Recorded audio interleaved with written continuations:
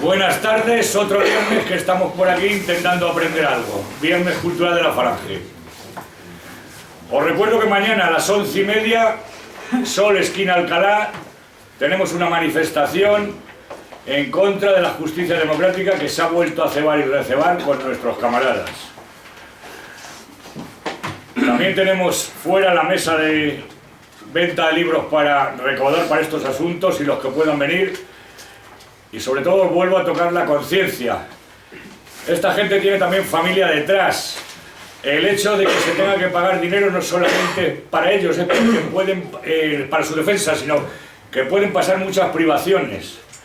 Ojalá tuviéramos la fortuna que los tribunales nos admitieran una fianza mientras que se resuelve los posibles recursos que vamos a presentar. Pero aún así no creo que sea muy golosa. O sea que el que pueda más o menos, que no solo hoy, sino cuando llegue su momento, que ya os iremos contando todo lo que pasa, todo lo que nos piden, todo lo que estamos haciendo, y el que pueda tener la fortuna de hipotecarse, como voy a hacer yo, si es necesario, hay que pedir algunos préstamos, pues porque, vuelvo a repetir, no lo he hecho ni por ellos, ni siquiera por la Falange. Lo han hecho por nuestros padres, por nuestros abuelos, por vuestros hijos, por todo el mundo. Lo han hecho por la patria, o sea que por favor, esto es muy serio y aquí no solamente puede haber un castigo para la gente que ama a España, sino que puede haber un final para la gente que sirve a España. Bueno, la próxima conferencia será el viernes que viene, 3 de febrero. Viene nuevamente Cesario Jarabo y un tema apasionante y muy manido, la Inquisición española. Espero que también vengáis toda la gente que queréis venir y más. Y bueno, aquí tenemos a nuestro camarada de hoy que acaba de venir como Marco de los Andes. Y ha venido, en vez de buscando a su mamá, viniendo a buscar a su madre patria. Como ya le conocéis, que estuvo dándonos aquí una estupenda conferencia de los años durísimos de calle, no de justicia, porque ahora la ley es mucho más dura que entonces, por lo menos contra nosotros, y él también sufrió pues estas caricias de la democracia con unos cuantos años de cárcel. Hoy, bueno, como podéis ver, aparte de camarada, es un camarada bien laureado porque tiene ni más ni menos que la palma roja de la Falange. No lo tienen muchos. Y hoy nos va a hablar de historias de un falangista en América. Lógicamente es él, el falangista, las intrigas que haya por allí, las acciones que él hace. Dice que nos oyen por internet. Desde aquí mandamos un saludo o por YouTube a la Colombia nacional hispana, no a la Colombia antiespañola, a esa que se pudra. Y también me acaban de pasar una nota que mañana aquí a las 10:30 los que quieran y deban colaborar para llevarnos los pertrechos de la sede hasta la manifestación y salir también en una medio manifestación desde el portal hasta la Puerta del Sol dando un poquito de bulla. Gracias y escuchamos a Juan Domingo.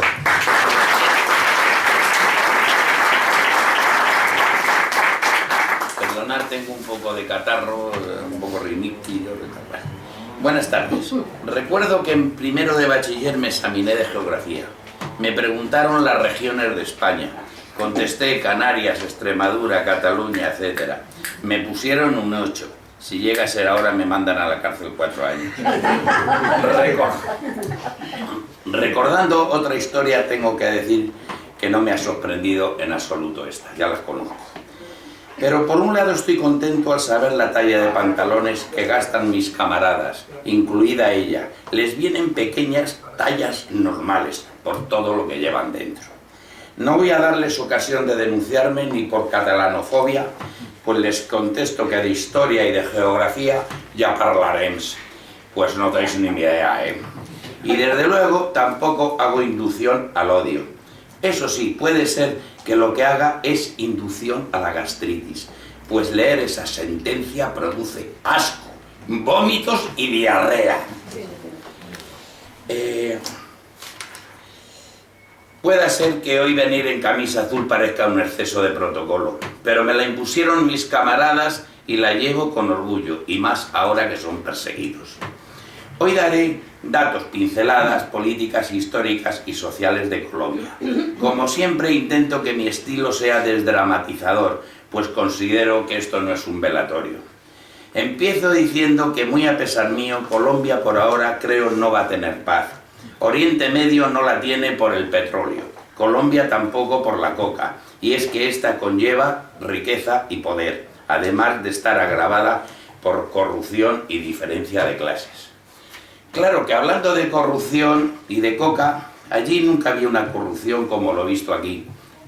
Esa sentencia y otras que hayan sido por dinero, miedo o prebendas, un tribunal absuelve a una guarra de profanar la casa de Dios. Y hablando de coca, ¿cuánta droga llevaba por la vena ese cardenal que va diciendo que no es ni pecado venial la herejía hecha contra Jesús y su madre la Virgen?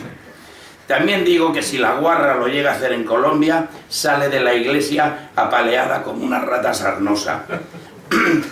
Aquel pueblo tendrá historia de narcos, guerrilleros y paramilitares, pero no han perdido su amor católico, no como aquí, que a la castración moral se le llama democracia.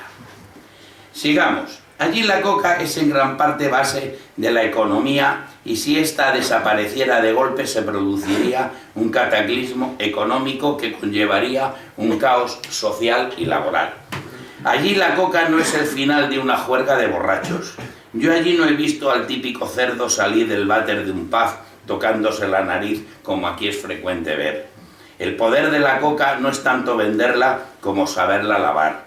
La coca allí no es para consumirla, sino para exportarla. En la historia ha llegado hasta tal sitio que cuando estaban de moda aquellos asesinos mercenarios de Rusia, el Che y Fidel Castro, salieron como setas grupos terroristas, tales como Montoneros, Tupamaros o Sendero Luminoso.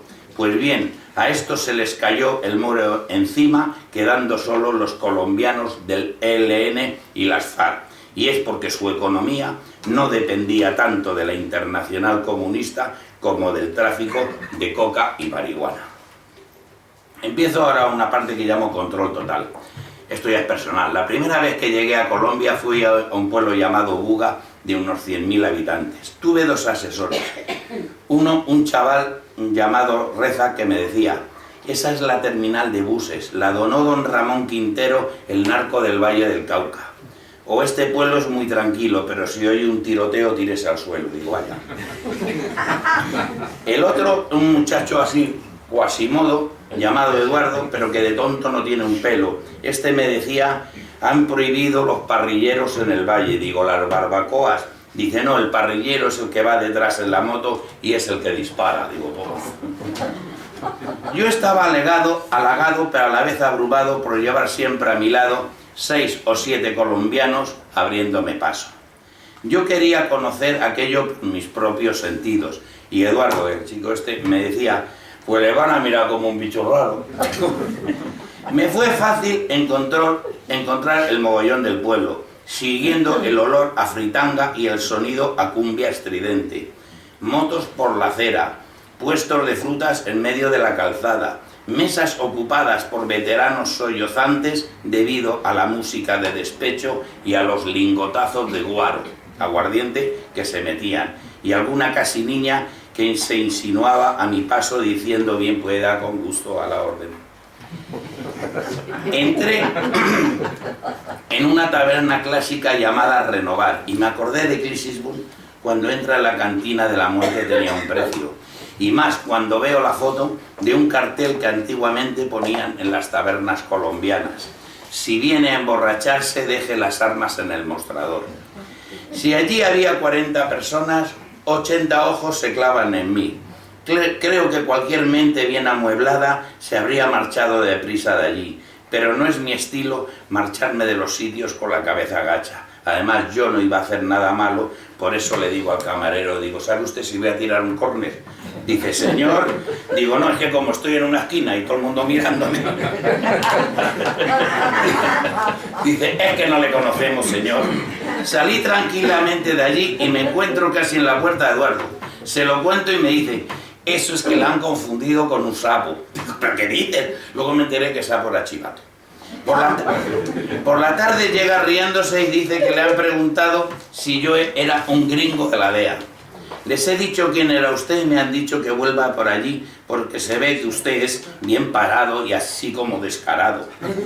Pasé a los 2 días para comprobar y lo primero que me encuentro es la mano amistosa del camarero. Una mujer bella, muy bella, me quiere ceder el asiento para que yo me siente. Digo, no, por favor. Otra me trae una silla y me pregunta si yo sé bailar salsa. Y otra me pregunta si se puede sentar en mi mesa porque yo hablo rico. El caso es que me veo en la mesa con 4 mujeres y ninguna fea.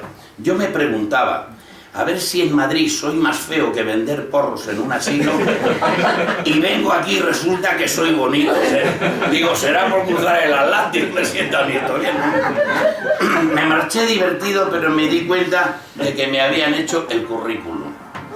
Cuándo vino, cuándo se va, etc. Fuimos otro día de excursión a una ínsula selvática entrada en el Pacífico, llamada Ladrilleros. Llegamos desde el puerto de Buenaventura, lugar descarado de influencia de las FARC. La travesía es peligrosa y llegando a la costa la foresta es impresionante. El patrón nos señala unos puntos blancos que se veían en el mar. Eran ballenas jorobadas. Hacía 6 días estaba en Atocha y ahora a un lado la selva y al otro las ballenas. Yo tenía la cabeza como la niña del exorcista. Adelante, atrás, babor, estribor. Bueno. Llegando a puerto no había carretera para ir a la zona hotelera y lo teníamos que hacer en un tractor con remolque y los que sobrábamos con unos motoristas. A mí me tocó una negrita, mejor dicho, una negraza. Me agarro a la cintura y me dice, agárrese mejor. Digo, pues nada, empujando. Mi mujer lo ve desde el remolque y me dice, dele buena propina a la chica que conduce muy bien, así con recochineo. Llegando a la antesala de los hoteles se me acerca un niño de 8 años y me quiere llevar el macuto. Señor, es que mi papá toma mucho y yo tengo que llevar comida a mi familia. Además, yo le pago la vacuna a la guerrilla. ¿Cómo? Dice, sí, yo pido 2.000 pesicos, 60 céntimos, pero le tengo que dar la mitad a las FARC. Le llevo al hotel, hamburguesa, Coca-Cola, helado, le doy los 2.000 pesicos y una propina que medio asusta al niño, que me mira como diciendo, pederastra no parece, este de estar loco. Le digo, de la propina ni un céntimo a esos hijos de... Bah, me callé porque era un niño, pero le miré pensando, ole las revoluciones socialistas bolivarianas. Pasamos 3 días bonitos de playa y selva. A la vuelta otra vez tractor y motos, pero esta vez mi mujer salta como un puma a la grupa de la Morena, saludándome también con recochineo. Me tocó un negrote que me dice, ayer bailaba usted merengue. Digo, ¿estabas en la fiesta? Dice, no, pero aquí todo se sabe. Me di cuenta que me marcaban por donde pasaba, tabernas, selva. Pero el colmo fue cuando volvimos a Buga y vamos como despedida a una discoterraza en forma de castillo que también era del narco Ramón Quintero. El camarero me dice que estoy invitado por su patrón y que quiere hablar conmigo. Digo, toma el narco. Digo, me voy. Mañana, pero vuelvo en 2 semanas y hablamos. Vamos, voy a hablar yo con ese por aquí. En todos los sitios, Cali, Medellín, en cada control, tomaban mis datos. A un policía le pregunto, oiga, ¿pero tengo yo pinta guerrillero? Dice, no señor, pero es que hay paisanos suyos de ETA que vienen a enseñar a poner carros bomba. Digo, bueno, pues vamos a hacer una cosa. Si les cazáis y les ponéis de tiros hasta arriba, me avisáis. Yo pongo el ron y vosotros la cebolla, porque me va a costar mucho llorar por ellos. Muy bueno. Por una obra de caridad con un primo de mi mujer, subimos a una zona marginal, Villa Santana. Llegamos a una placituela de casamatas y todos los ojos humanos estaban clavados en nosotros. Y hasta un perro sin raza de unos 14 kilos color canela se mantenía en posición de prevengan, enseñando ligeramente los colmillos. Cuando llegaron los primos a besarnos, el perro viene a nuestro lado y camina cubriéndonos. Al irnos llamamos a un taxi, la gente le indicaba, es allí, son unos señores españoles, ya nos conocían. Entonces el perro viene, se pone delante de nosotros, guiándonos hasta el taxi. Ese perro precioso de ojos rasgados era el sicario del barrio y qué bien entrenado estaba. Ahora una parte que le llamo la guerra es para los pobres. De chaval me pegué con un chico aquí en Madrid, una cosa de chavales, ¿no? Nos vimos muchas veces, pero no habíamos hablado nunca. Entro en una cafetería y me lo encuentro de frente. Anda, ¿qué haces tú aquí? ¿Y tú? Pues mi mujer, la mía. Me invitó a la finca de sus suegros y el suegro me contó que una vez a la finca llegaron guerrilleros con un herido diciendo que lo tenían que cuidar y si moría los matarían a todos. El tipo era asqueroso, les insultaba, escupía y hasta se masturbaba delante de ellos. Se lo llevaron en retirada, pero al día siguiente aparecen los paramilitares diciendo que por haber ayudado a la guerrilla iban a fusilar a toda la familia. Se salvaron porque la señora había servido en casa de un general y una vecina pudo avisarle y él mandó al ejército que pararon el tema y además hicieron un cordón de seguridad a la finca. Si nos vamos a nuestra transición, los paramilitares serían los supuestos guerrilleros de Cristo Rey, pero en este caso serían los guerrilleros del Anticristo. Aprovechando este corro de seguridad, se presentó un desgraciado para proponer plantar coca y marihuana en la finca. Cogí la escopeta, le hice correr y le disparé a la nalga. No quiero guerrillos, ni narcos ni paracos, solo quiero mi yuca y mi ganado. Aquí tengo un libro del coronel Mejía Gutiérrez, un caso clonado del coronel Galindo de Inchaurrondo. Lo dejo en la biblioteca para quien lo quiera leer. Cuenta que un soldado se suicidó y llegó su padre reclamando el seguro del soldado. Nada más marcharse aparece la hermana del padre, tía del soldado, diciendo que el seguro tenía que ser para ella porque había cuidado del soldado desde que éste tenía 10 meses. Luego de mayor lo hizo su marido y tenía un hijo con él. En otro caso tenía el coronel un guía civil llamado Juan Luis, al que la guerrilla había secuestrado un hijo para hacerle guerrillero, a una hija para esclava sexual y a su mujer la mataron a machetazos.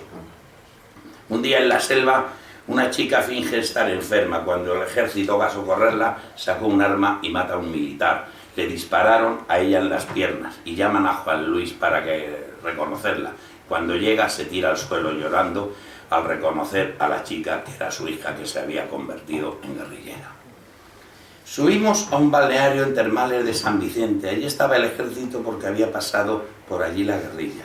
Hablando con los soldados me cuentan que algunas veces tenían que comer los conejos que cazaban en el monte, otras veces tenían que lavar su ropa en el río. Uno me dice que ellos estaban allí porque sus padres no tenían para pagar la libreta y poder librarse así del servicio militar. Esto lo oye el capitán y viene a darme explicaciones. Claro, hay chicos universitarios que son muy importantes para la nación, pero en cuanto se les llame viene, vamos a ver qué tal. Suponiendo que usted, el ministro Santos o el presidente Uribe, tuvieran hijos, ¿los vería por aquí defendiendo a su patria con las armas? Este hombre se puso colorado mientras los soldados se tapaban la boca de risa. Al marcharnos los soldados me saludan militarmente y el cabo me da la mano. Muchas gracias por sus sabias palabras, señor. La cosa es así. Cuando tienes clara la idea de justicia de la falange, esta es válida en España, Colombia o Australia o en la luna si es preciso. Hay dos escenas que me llamaron la atención. En una plaza llamada Parque del Infierno, porque era una concurrencia de delincuentes y drogadictos, aparecen panfletos diciendo: los señores fulano, fulano y fulano, todos nombres de delincuentes, por no llevar una vida correcta, van a ser próximamente ejecutados. Firmado La Mano Negra. La Mano Negra era y es la policía en horas extra, esta vez contratados por los comerciantes del barrio debido a los atracos y saqueos. Varios días se cumple la profecía en otro barrio y aparecen muertos unos delincuentes y un cartel grande que dice: los buenos chicos se van a la cama temprano, a los malos los acostamos nosotros. Firmado La Mano Negra. Hace poco volvimos a este pueblo Buga y me enteré de que aquel chavalín Reza se había convertido en delincuente y le habían metido 4 tiros. Estaba en un hospital de Cali protegido por la policía. Hablé con él por teléfono y me dijo: no señor, no ha sido por traficar con marihuana, ha sido porque me estaba comiendo a la mujer de un narco. Creo que es verdad porque el narco había dicho en la taberna que eso le pasaría a quien con engaños abusara de su esposa. Resumiendo, Reza tiene 17 años, la pobrecita engañada 43 y 2 hijos fuera del matrimonio y el narco más cuernos que el papá de Bambi. Ahora un poco de historia a grandes rasgos. En 1810 consiguieron la independencia bajo el nombre de Provincias Unidas de Nueva Granada. Del furor pasaron al caos, llamándose este periodo la Patria Boba, teniendo España que volverse a hacer cargo de la colonia. En 1819 consiguieron la independencia definitiva por la batalla de Boyacá, bajo el nombre anterior, en 1830 el nombre República Colombiana y en el año 1858 ya el de Colombia. Desde el primer momento hubo enfrentamientos políticos y bélicos, unas veces entre el llamado Libertador Bolívar y los que querían seguir bajo la corona de España, que curiosamente eran negros, indios y los más pobres de la zona. También estuvieron presentes las disputas entre centralistas y federalistas, Bolívar y Santander. En el discurrir de la historia las disputas ya fueron entre partidos, los liberales de corte masónico y anticlerical y los conservadores apoyados por la Iglesia Católica. Las cosas llegaron a más y estalló la Guerra de los 1000 días, 1860-1862. Estas se desarrollaron las batallas en los potreros y a machetazos, en tanto los gerifaltes de ambos partidos y bien juntitos se ponían ciegos a whisky y ron en Bogotá. En los años 1940 había 2 jefes, Laureano Gómez por los conservadores y un carismático por los liberales, el llamado Gaitán, aunque de liberal tenía el nombre del partido, porque era un calco del que fue aquí Largo Caballero. Pues bien, a Gaitán en 1948, y según dicen inducido por los conservadores, un loco lo mató a la salida de una reunión tenida con un joven cubano llamado Fidel Castro. Esto se llamó el Bogotazo. Tras esto los liberales se tiran al monte en forma de guerrilla. Un militar, Rojas Pinilla, dio un golpe de estado, haciendo unos buenos años para Colombia. Organización de la agricultura, incipiente industria y hasta hecho andar el tren. Pero los partidos vieron que se les acababa el chollo y forzaron un referéndum que ganaron con trampa reconocida, formando el Frente Nacional, el cual daba alternancia a los partidos cada 4 años. La guerrilla liberal y sin el apoyo total del partido siguieron la lucha en el monte, pero en su interior se fraguaba el marxismo. Su ideólogo era Jacobo Arenas y su jefe militar Marulanda Vélez, alias Tiro Fijo. Esta guerrilla, que terminó siendo las FARC, no fue la única que se levantó en armas. Existió el EPL. Esta guerrilla se legalizó a través del Partido Comunista Colombiano, bajo el nombre de Unión Patriótica. En 1984 fueron dados de baja uno a uno por los incipientes paramilitares. El ELN, que siguiendo consejos del Che, lo creó el cura Camilo Torres, contando con el activo español cura Pérez.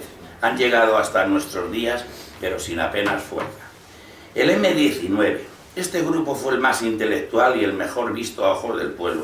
Hicieron cosas como tomar el Palacio de Justicia, aunque según dicen lo hicieron con el dinero de Pablo Escobar para quemar los archivos judiciales donde aparecía el narco. Tuvo un jefe carismático, Carlos Pizarro, al que se vio como un futuro presidente, pero también fue retirado del tabaco por pistoleros enemigos. De él vi un vídeo bonito en el cual el día en que se desmovilizaban, él besaba la bandera de Colombia y envolvía con ella la pistola que entregaba. ¿Os figuráis esto haciéndolo a los de Bildu o a los de Podemos? Les salen grandes. Seguimos con la FARC. Esta estaba dividida entre marxistas y liberales, unas veces juntos y otras a tiros. Pero por agresividad, militancia e ideología hizo que la balanza se inclinara a favor de los comunistas. Las FARC tuvieron buenos jefes, además de Tiro Fijo: Mono Jojoy, Cano, Reyes. En algunos casos la aviación gringa, Estados Unidos, tuvo que emplearse a fondo. En esta etapa he encontrado curiosas coincidencias con la vida de España. Veamos, la primera bandera de las FARC era de color púrpura. No sé si tendrá algo que ver con el morado de Podemos. Lo que sí es seguro que el primer ideólogo, Jacobo, era llamado Camarada Arenas, lo mismo que uno de los fundadores del Grapo. También el segundo militar de tiro fijo era el llamado comandante Lister, en recuerdo del coronel picapedrero del ejército republicano español. Este libro, la FARC, es el libro oficial de la FARC, me ha costado mucho encontrarlo y tal, porque está escrito por tiro fijo.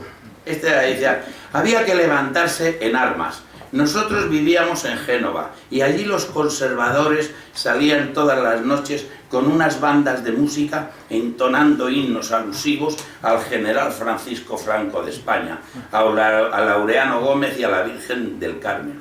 Invocaban a todos los santos para perpetrar toda clase de crímenes contra los liberales. Salían más o menos a las 7 de la noche hasta las 6 de la mañana. Durante toda la noche hacían sonar tambores y gritando «Viva España! ¡Viva Franco! ¡Viva Laureano Gómez! ¡Y viva Cristo Rey!». Solamente les faltaba ir vendiendo Fuerza Nueva.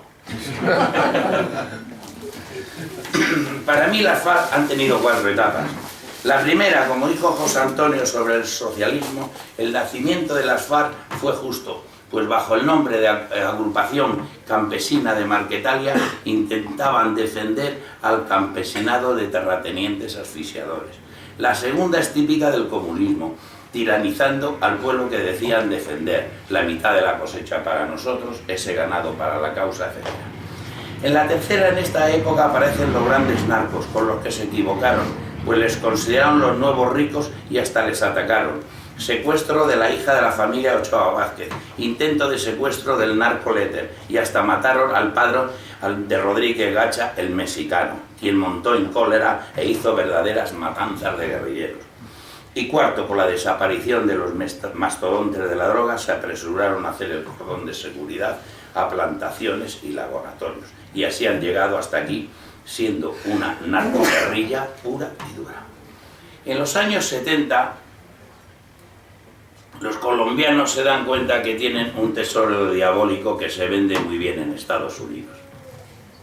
Varios mindundis intentaron entrar cantidades de polvo blanco en Miami, pero lo consiguió fue una chica de Medellín, famosa por matar a un pandillero que la había violado a ella y a su madre.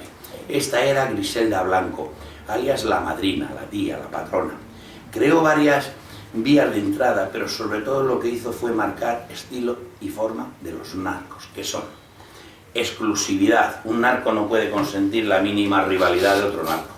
Crueldad, el estilo contra enemigos y rivales tiene que ser brutal y ejemplarizante. A un paisano rival le prometió una olla para hacer sancocho, se lo mandó pero con la cabeza de su mujer dentro. Tuvo 4 maridos. Uno no se sabe de qué murió, a otro lo lloró mucho y a los otros 2, a uno lo mató por impotente y al otro por putero. Debía decir que en el centro estaba la virtud. Egolatría total. Mandó matar a un periodista por escribir llamándola tarata, y es que se atrancaba. A otro le mandó millones por decir que Griselda tenía más poder que el que tuvo Al Capone. Ella a un hijo suyo le puso Michel Corleone Blanco. Un peluquero contaba que cuando le llamaba le temblaban las piernas. Si le gustaba el peinado podía salir millonario. Si no era de su agrado, muy fácil que saliera con los pies para adelante. Estuvo 30 años en la cárcel y al volver de anciana a Medellín la mataron en la puerta de una carnicería. Mientras ella seguía siendo la reina de la coca, un muchacho sobre una moto lambreta robaba por las calles de Medellín. Era Pablo Escobar. Siguió los pasos de la patrona y sus caminos se cruzaron con violencia. Pablo mató a un hijo de Griselda. En avaricia eran iguales. La madrina tenía en una habitación a un hombre constantemente contando el dinero. Pablo lo pesaba con una grúa. Pero este era más generoso que ella, tanto con súbditos, sicarios o socios. Con súbditos, recuerdo en Medellín que subíamos en un funicular y unas negritas nos señalan por la ventanilla de la cabina, así como si fuera la Alhambra o el monasterio de Escorial. Miren, ese es el barrio de la Terraza, lo donó don Pablo Escobar para nosotros los pobres, por eso siempre hay flores en su tumba. Con sicarios, podía decirles, mañana hay que matar a fulano, si a las 12 está muerto soy millonario, si no lo está, a esa hora los muertos sois vosotros. Socio, tuvo a los mejores de Lampa. Se apoyó en su primo Gustavo y en su guardaespaldas el Popeye. Un angelito que salió hace 2 años de la cárcel después de 25, confesando que el cártel de Medellín había matado a unas 3.000 personas y él por su mano a más de 250.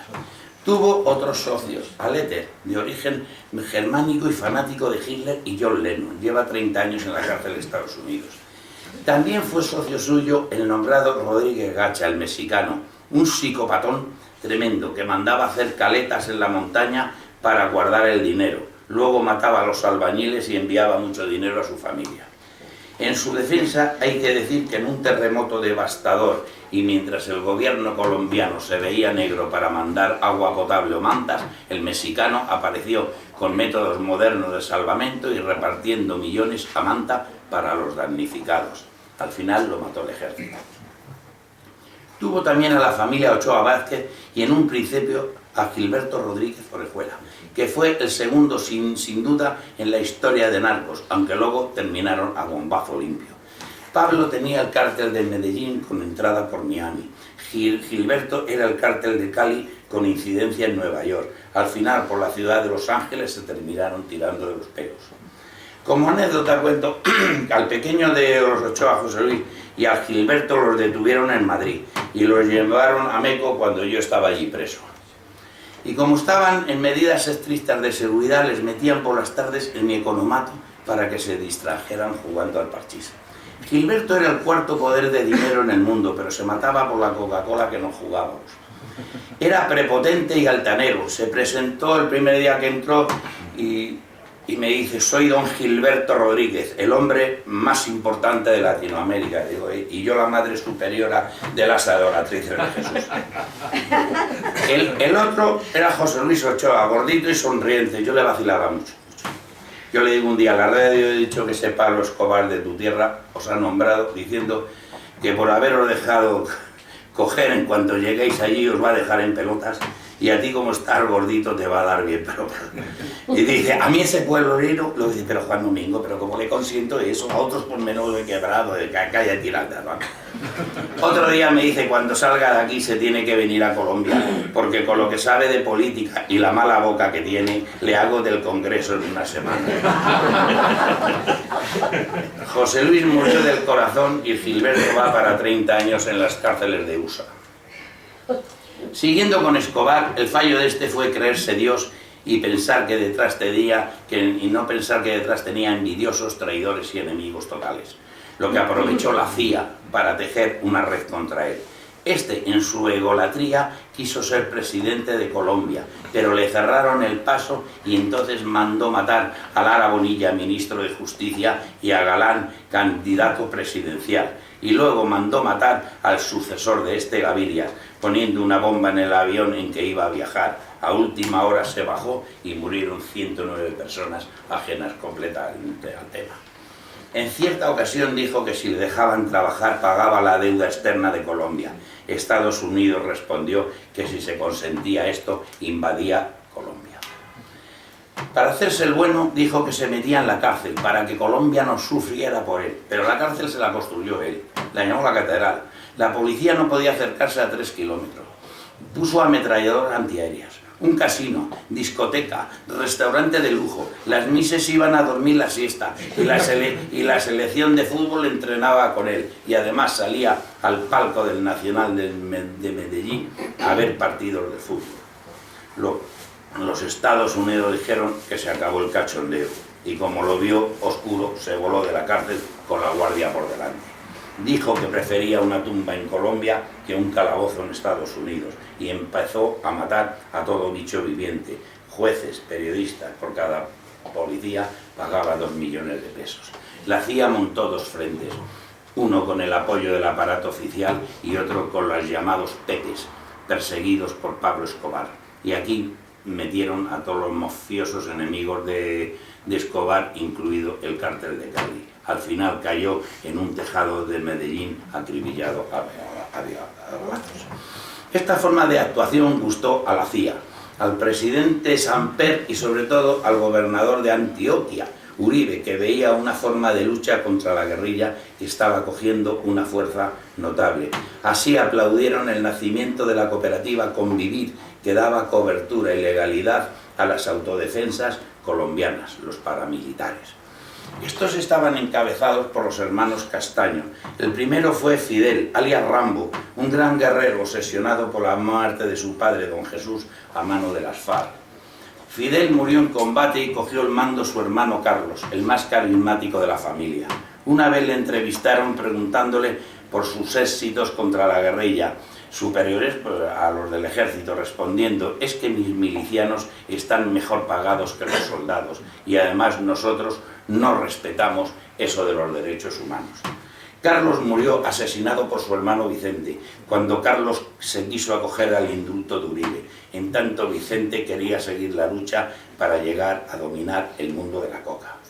Los paracos tuvieron buenos comandantes: Doble Cero, Canuso, Macaco y Don Berna. Este individuo fue de todo: las FARC, círculo cercano a Escobar, y hasta formó un grupo de nombre tan facha como Águilas Negras, de actuación paramilitar y luego delincuencia común. El final de las autodefensas fue cuando Uribe se da cuenta de que se le han escapado de las manos y les brinda unas pequeñas estancias en la cárcel a cambio de desmantelarse. Unos lo aceptan, sobre todo los milicianos rasos. Los más importantes siguieron. Algunos fue muerto como Vicente Castaño por el ejército. Otros fueron extraditados a USA con todo el cariño de Uribe, pues así no pasaban tribunales colombianos, no fueran a contestar preguntas sobre su convivencia con altos cargos políticos. Y por fin otros han seguido la delincuencia sin un alarme de sentido político. Los nombrados Águilas Negras, los Rastrojos, la Cordillera, los Rolos, casi todos ahora dedicados al microtráfico de bazuco. En una palabra, su nacimiento fue justo y bonito para frenar a la guerrilla. Luego pasaron también al abuso del pueblo que decían defender. Se desviaron totalmente cuando se convirtieron en franquicias armadas de terratenientes, políticos y multinacionales bananeras. Y al final se les vio el plumero cuando descaradamente querían ser los nuevos señores de la coca. ¿Y ahora qué? Pues ahora hay que hablar de santos. Vaya toalla. Suárez, a su lado, es el emperador de la lealtad. Nacido en una familia riquísima y franquista a tope. Esto de fotos del general por toda la casa. Luego se hizo el pijo rebelde y visitaba a Fidel Castro con el alias de Camarada Santiago. Luego volvió al redil de la burguesía, siendo ministro de todo con Uribe. Y al final ministro de Defensa, coordinando bombardeos de los yanquis, protector de patrullas conjuntas entre ejércitos y paracos, y consentimientos de falsos positivos.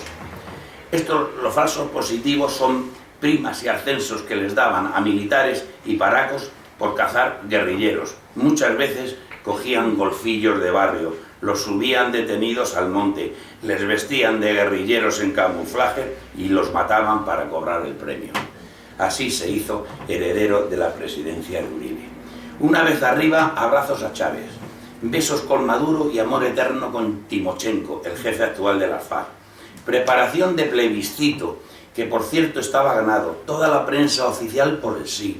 Santos, el paladín de la paz, y hasta contaba con la bendición montonera del Papa Francisco.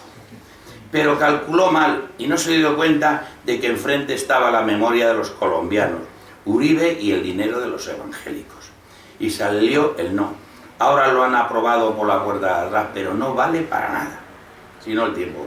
Por cierto, en esa fiesta de Cartagena de Indias estaba vestido de primera comunión nuestro emérito Juan Carlos.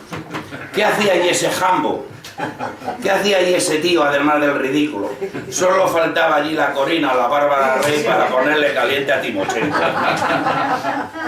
A mí, la coordinadora del no me llevó a una emisora a contar lo de Zapatero y ETA. Estuve unos 20 minutos hablando, no os preocupéis. Empecé, como no, diciendo que no era un ingerente, que yo respeto el pueblo colombiano. Empecé diciendo: Estado que pacta con el terror termina asesinando la patria. Y que según se estaba planteando el tema, la paz por la paz, Estados Unidos tenía que abrazarse con Al Qaeda y Europa occidental hacerle fiestas al Daesh.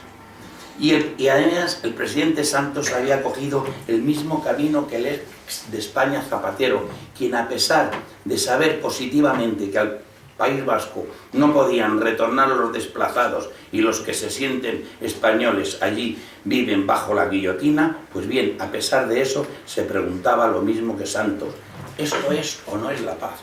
Y a mí se me ocurría el chiste del viejo que va a confesarse y le dice al padre: tengo 96 años, hago el amor todos los días 5 o 6 veces con mujeres distintas. ¿Esto es pecado? Y el cura le contesta: eso no es pecado, eso es mentira.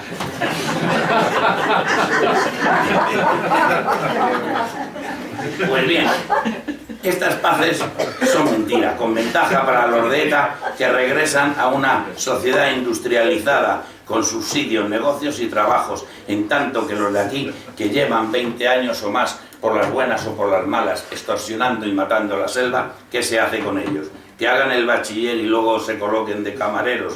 Todo esto terminará, les dije, cuando un presidente diga: cautivas y desarmadas las FARC, el ejército colombiano ha tomado las últimas posiciones, la guerra ha terminado. Digo, eso sí que es la razón. Saqué conclusiones de la campaña del plebiscito. Ya voy a tener roto. La campaña fue de lo más pacífica que yo he visto. Vamos, pasota que yo diría. Ni un panfleto, ni una pintada, ni gritos, ni manifestaciones.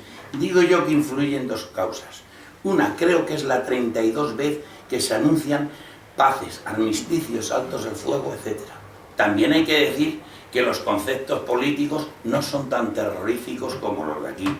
Recuerdo a un galleguista que conocía aquello y me dijo: son todos unos fachas, escuchan a las 6 de la tarde el himno de Colombia. Y es verdad, el día de la fiesta nacional, cuando sonó el himno, un menesteroso harapiento se levantó y sobre el cartón que dormía empezó a cantar con la mano en el corazón el himno de su patria con dignidad y respeto. Eso aquí no lo hacen ni en el Parlamento.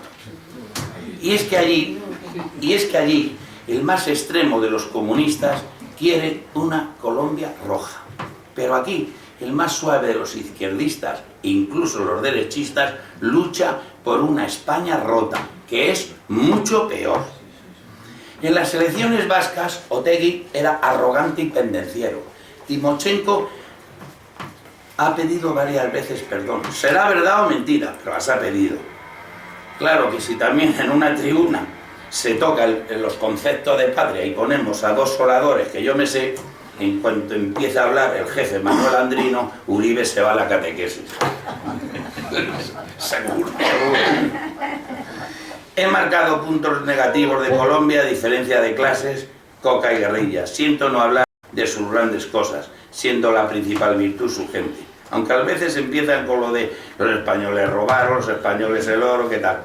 Y hay que decirle lo que le dijo Unamuno al estudiante latino, que le dijo lo mismo, le dijo: ¿cómo te llamas? Dice: García Fernández. Dice: joder, la que preparaba tu abuelo.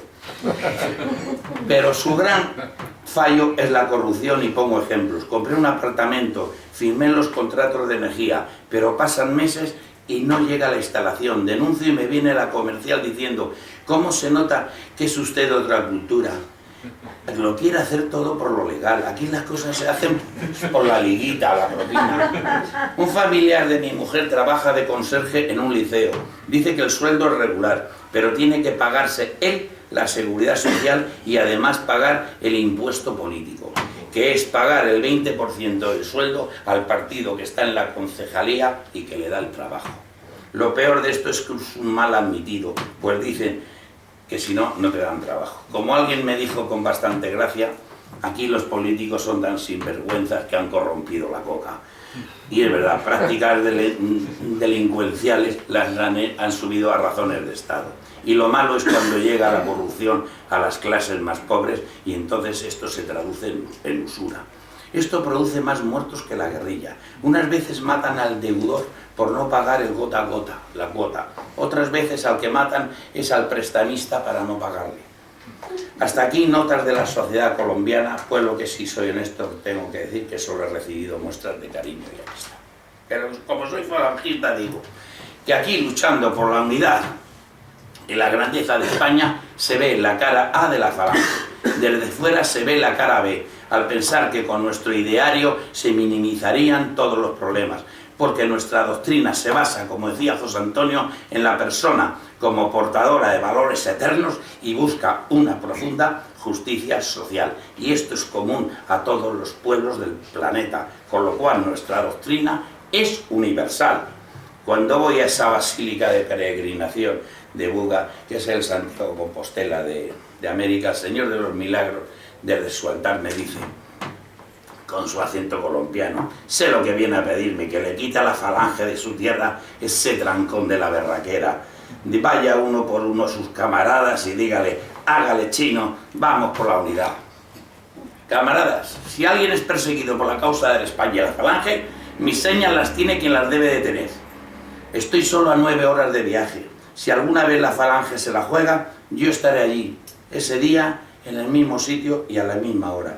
Termino diciendo, ellos tienen el gobierno, dinero y la policía. Nuestra será la victoria. Tenemos la poesía. Muchas gracias. Y en honor de mis camaradas, ¡arriba España! ¡Arriba!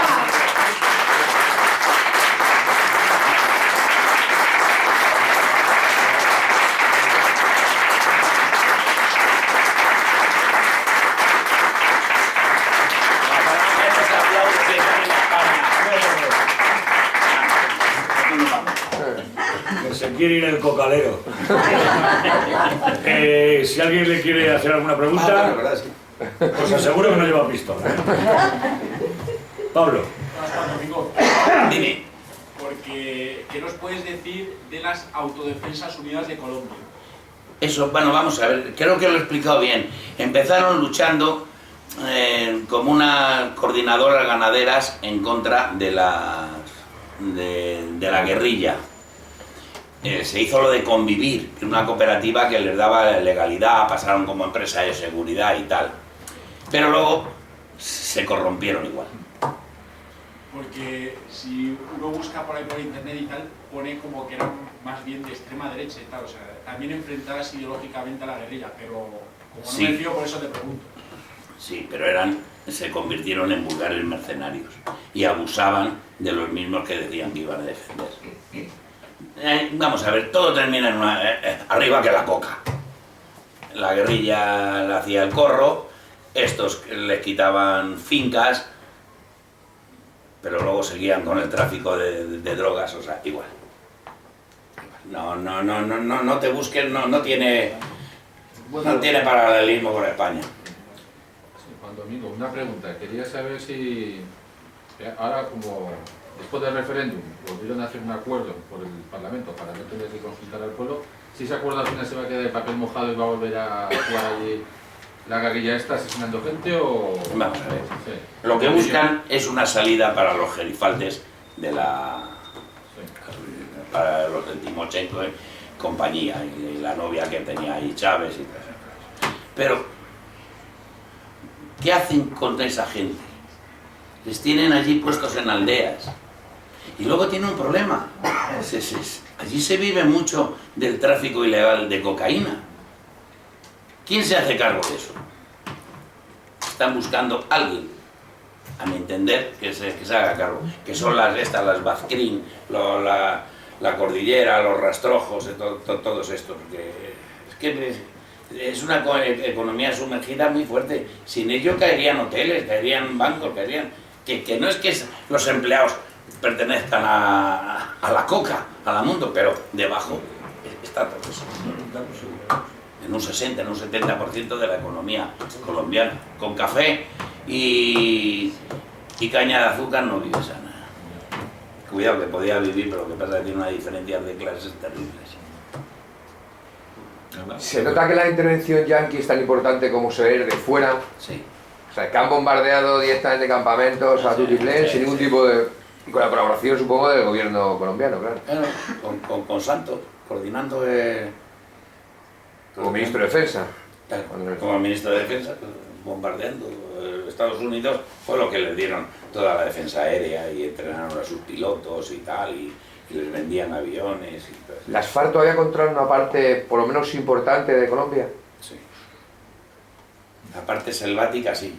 Y ahora, el otro día hubo una cosa muy curiosa. Entraron los de la ONU allí a ver si se estaba cumpliendo el desarme y todo, y entonces les filmaron bailando con las guerrilleras.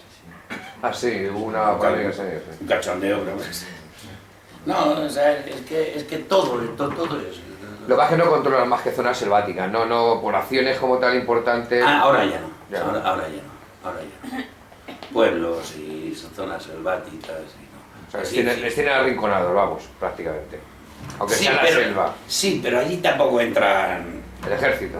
Tampoco entra el ejército. Entonces lo que han hecho es ahora, bueno, pues no entramos nosotros, no pegan tiros los otros y tal. Lo que les quieren es lavar la cara poniéndoles que son buenos, lo mismo que aquí está. Y el resultado del referéndum ha sido tan traumático como se veía desde aquí, porque todos remaban en la misma dirección, de que saliera el sí, claro. Que al salir no ha sido un cataclismo auténtico. No, pero Santos es muy sinvergüenza y entonces dice, si esto sale, que no, yo me voy. En cuanto salió el resultado dice, yo no me voy. Estaros tranquilos que yo me voy. Entonces luego aparece diciendo, bueno, pero es que he perdido solamente por el 0,25. Lo dijo aquí delante de Rajoy. Entonces como he perdido solo por el 0,25, pues no es mucho, ¿verdad? Y entonces están haciendo lo mismo que los del Brexit en Inglaterra. Al referéndum ha salido que no, pero bueno, en el Parlamento vamos a arreglarlo, y lo han arreglado. Ya, pero ¿no están obligados a hacer otro referéndum? ¿Con ese acuerdo del Parlamento les sirve? Es que ya digo, que es que la gente allí es muy pasota respecto a lo político. Si hagan lo que hagan, esto no va a cambiar. Es que llevan ya 32 veces que dicen paz y tal. Por lo que dices, no hay ninguna opción política, son todas opciones económicas golfas que se disfrazan de determinada opción política, pero no tienen ningún tipo de acción, ni de decisión, ni nada. Hombre, por ejemplo, simplemente tener el dominio de lo que es la economía bastarda, claro. sí. Nada más. Pues mucho me temo que Colombia no tiene solución en la vida, ¿no? Salvo que una de las facciones se haga muy grande y aniquile a todas las demás. Porque no puede tener solución. Porque tal y como lo estás planteando, ahí todo lo que no sea una guerra civil es un proceso de paz. Sí, pero depende luego quién la gane, porque si uno es golfo y el de enfrente también es golfo. Pero que a la larga que someta una a otra y que elimine. Así Mira, de bárbaro. He dicho aquí lo de Rojas Pinilla. Rojas Pinilla creó el tren. Y entonces subió un presidente, se llamaba a veces Guturbay, y quitó todas las vías del tren porque él tenía una empresa de transportes. Y es que está muy metida la corrupción en la cabeza. Entonces, como está muy metida la corrupción en la cabeza, pues es difícil tirar para adelante. Bueno, pero más que la corrupción, yo creo que ahí es la falta de una acción conjunta, ya no solo desde la política, porque las dos veces que pidió la independencia a Colombia, la primera fue un auténtico fracaso, por lo menos tuvieron la modestia de decir españoles volver, porque somos todos una panda monos. Y la segunda dijeron, oye, ya que la panda monos tenemos mucho dinero, españoles sí, porque ahí fueron los criollos los que hicieron la independencia, que eran los más corruptos, o sea que Colombia es corrupta de origen, de independencia. Claro, y ha tenido siempre historias más de corruptos sangre. de Bolívar, San Martín, Sucre y toda esa porque gente. cuentan allí que ya a principios de siglo, pues no era por la coca, eran los ganaderos, había un tal Sangre Negra que era pues, como el Pablo Escobar y todas esas cosas. Y por las esmeraldas que descubrieron. Bueno, sí que es lo mismo de todo, las esmeraldas, las tal. Entonces es muy difícil porque lo que tiene que subir allí pues es una mente que diga honradez, pero claro, dudo yo que... Pues yo creo Ya, pero es que yo creo que lo de honradez, yo creo que será fácil decirlo, pero claro, si la dependencia de la economía colombiana está gigantescamente, y va a la redundancia, dependiente de la cocaína, es que todo lo que toca la cocaína, ni honradez ni nada que se le parezca, claro. Claro, tendrán que empezar a sustituir eso y la marihuana de alguna manera, pues si no, van a estar en permanente guerra toda la vida. Es que ¿Guerra entre facciones políticas o guerra entre familias, entre los cárteles de Cali y de Medellín, por ejemplo? yo le daría la vuelta y diría que se acabara la corrupción. Entonces si se acababa la corrupción se acababa la cocaína. No la cocaína terminar y que se acabara la corrupción. Claro, si es un corrupto, pues siempre Pero basta. eso habría que rezar mucho para que se convirtieran en buenos de repente, pero figúrate. El caso que el pueblo es muy bueno, pero lo que pasa es que es un pueblo muy... Bueno, es muy bueno porque no trafica droga, pero sin embargo te pega un tiro porque has mirado el coche del vecino. O sea que de bueno nada, macho. El pueblo es así y los dirigentes son así, porque casi todos los dirigentes de Colombia han salido del pueblo. Ninguno es de una larga familia tradicional, ni militar, ni no sé qué. Son todos golfos narcotraficantes. Son siete, 8 familias las que llevan dominando todo el siglo Colombia. Y de esas 7 estamos recibiendo en España bastantes ejemplares, ¿eh? Porque hay un sector de colombianos aquí que yo no sé de qué manera, pero entra uno por Barcelona, otro por Galicia y en Cádiz, y a los 5 minutos están todos juntos ya, y ya la están liando. O sea que Sí, posiblemente esté viniendo el que tenga posibilidades de salir allí, y esas posibilidades económicas las ha debido conseguir de forma golfa, claro, me figuro. Bueno, unos sí, Con, otros con no. unos hijos. No, mira, me estoy refiriendo a los maleantes. Ha venido mucha persona que son decentes y... Hombre, lo que pasa es que hay otros que van haciendo vías de entrada de la golfería. Claro, la cocaína no viene sola. Aquí en una conferencia que dio el general Blas Piñar, dijo que el soldado colombiano en el ejército español era un ejemplo de patriotismo español, de honradez, y o sea que por supuesto que hay gente buena en Colombia, pero es que allí no tienen más remedio que ser un canalla, porque si no te comen, ¿no? Y figúrate que de repente el mundo llega y legaliza la cocaína. O sea que suicidios en masa. ¿Qué hace Colombia? ¿Nos manda un telegrama? ¿Vuelve otra vez Colón o algo así? ¿O mándanos otra vez por aquí a Pizarro? Y todas O estas sea, cosas? allí puedes llegar y pedir el permiso de armas y te dicen, no, usted no puede. Pero bueno, yo eso lo puedo conseguir. A ver, ¿alguien más? Yo solamente anécdota que la corrupción llega a los mandos policiales. Claro. Mis padres, mi padre, que aquí es presente, fue a trabajar 2 veces a Colombia por la ONU para trabajar en Conastil, en un astillero en Cartagena de Indias, y nada más pisar el aeropuerto de Bogotá, le quitaron el tomavistas. Entonces se fue a denunciar a la policía y la policía le dice: ¿cuánto está dispuesto a pagar usted por el tomavistas para recuperarlo? O sea, la propia policía te exigía eso, ¿no? Y luego, pues, consejos de Conastil, que es la empresa donde estuvo trabajando, dice, bueno, si usted va por las calles de Cartagena y tiene la desgracia de chocarse con un 4x4, hágase usted el loco, porque si no le van a pegar un tiro. ¿Por qué? Bueno, esos consejos que daba la empresa, ¿no? Hágase usted el loco. Yo tengo que decir Si se choca con que en un todo el tiempo que llevo allí 4x4, yo no he pues, tenido ningún problema, ¿eh? Nadie me ha querido robar, nadie me ha querido extorsionar, nadie, eso lo tengo que decir, claro, porque es así, y no soy los que se queda en casa. Pero creo que también eso se ha pasado mucho, ¿eh? O sea, está mejorado eso bastante en los últimos 10 años. Ahora, donde creo que existe eso, pues es en Centroamérica y México. En México lo que dices tú, la policía llega y te dice, tienes un problema verde. Y dices, ¿eso qué es, no? Que tengo lechugas o algo. Y si sigues andando le vas a tener marrón. Quiere decir que el verde es el billete de 1 peso y el marrón es el de 5. O sea, si no le pagas ahí, luego en el otro lado lo tienes que pagar también, ¿eh? Pero bueno, por lo menos andas unos metros tranquilos. ¿Más? Bueno, pues os recuerdo lo de mañana, la manifestación, a las 10:30 aquí, quien quiera hacer la previa manifestación, que también va a ser interesante. Y luego a las 11:30, Sol, esquina Alcalá. Os recuerdo que la próxima semana tenemos aquí el viernes a Cesario Jarabo con la Inquisición Española, que buena faltaría en América.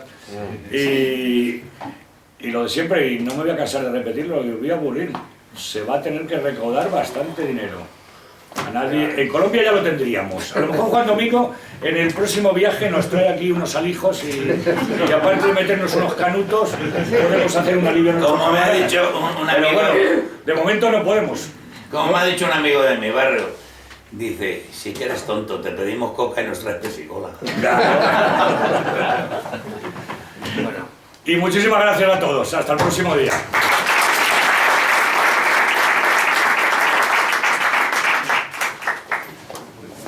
Como siempre,